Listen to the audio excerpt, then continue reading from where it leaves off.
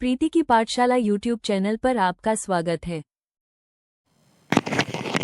Hello बच्चों, इस video में हम पढ़ेंगे चैप्टर नंबर 12। मेरे पास हिंदी की बुक है क्लास 5th की और चैप्टर नंबर 12 का नेम है पथ मेरा आलोकित कर दो। तो देखिए, इस कविता में कवि ने अपने मन की इच्छा की प्रकट करते हुए कहा है कि मैंने इस संसार में जो भी पाया है उससे अधिक दे जाऊं और मेरी इच्छा है कि मैं इस धरती को स्वर्ग सा सुंदर बना सकूं। तो देखिए, इस चैप्टर में हम एक कविता पढ़ने वाले हैं जो कि बहुत अच्छी कविता है, आपको बहुत पसंद आएगी।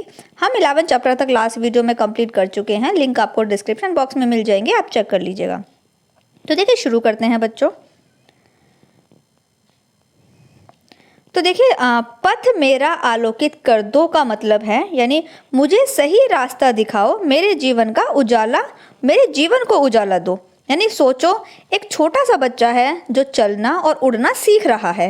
वो चाहता है कि भगवान उसे ताकत दें ताकि वो अपने लक्ष्य तक पहुंच सके और सबके लिए दुनिया को सुंदर बना सके। अब हम इस कविता को बिल्कुल लाइन वाइज लाइन समझेंगे और बहुत ही आसान तरीके से मैं समझाऊंगी, आपको बहुत अच्छे से समझ में भी आ जाएगा। तो देखिए, पहली लाइन है, पथ मेरा आलोकित कर दो, मेरा रास्ता रोशन कर दो, यानी मुझे सही दिशा दिखाओ। नवल रश्मियों से मेरा उर का तम हर दो। इसका मतलब है सुबह की नई किरणों की तरह मेरे मन का अंधेरा दूर करो। इसके बाद है, मैं नन्हा सा पथिक विश्व के पथ पर चलना सीख रहा हूँ। इसका मतलब है मैं इस दुनिया में नया हूँ और सही रास्ता सीखना चाहता हूँ। मैं नन्हा सा विहग विश्व के नभ में उड़ना सीख रहा हूँ। विहग होते हैं पक्षी। तो मैं एक छोटे पक्षी की तरह इस जीवन के आकाश में उड़ना सीख रहा हूँ। निर्दिष्ट लक्ष्य तक पहुँचने ऐसे पंख दो पर दो। मुझे ऐसे पंख दो, यानी कि इसका मतलब है मुझे ऐसे पंख दो जिससे मैं अपने लक्ष्य तक पहुँच सकूँ। अगला है, हे ईश्वर, अब तक जितना पाया है वो कम है।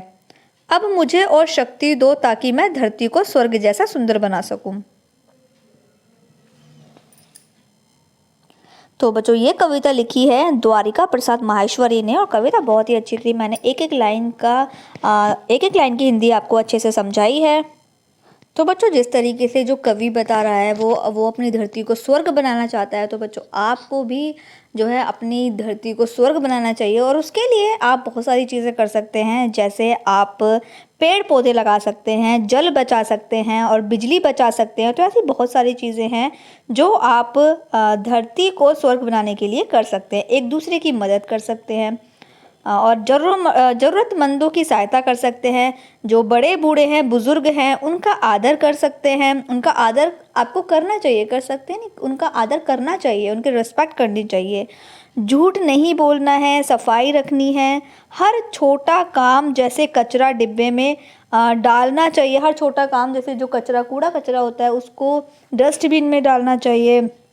और इस तरीके से आप अपनी धरती को सुंदर और स्वर्ग बना सकते हैं। जिस तरीके से कवि जो है इस कविता के माध्यम से कहना चाह रहा है कि वो अपनी धरती को स्वर्ग बनाना चाहता है और वो चाहता है कि उसकी इच्छा है कि वो उस धरती को स्वर्ग सा सुंदर बना सके। तो वैसे ही आपको भी कवि की बातों को ध्यान में रखते हुए अपनी धरती को स्वर्ग बनाना चाहिए। और इसी के साथ में हो गया है ये कविता का एक्सप्लेनेशन कंप्लीट। और नेक्स्ट पेज पर आ जाइए और नेक्स्ट पेज पर दिए हुए हैं शब्द अर्थ जो कि आपको अपनी नोटबुक में करने हैं। इसके बाद एक्सरसाइज है, अभ्यास है, जिसमें कठिन शब्द आपको नोटबुक में करने हैं और प्रश्नों के मौखिक जो उत्तर हैं वो मैंने सामने लिख दिए हैं, वो नोट कर लीजिए।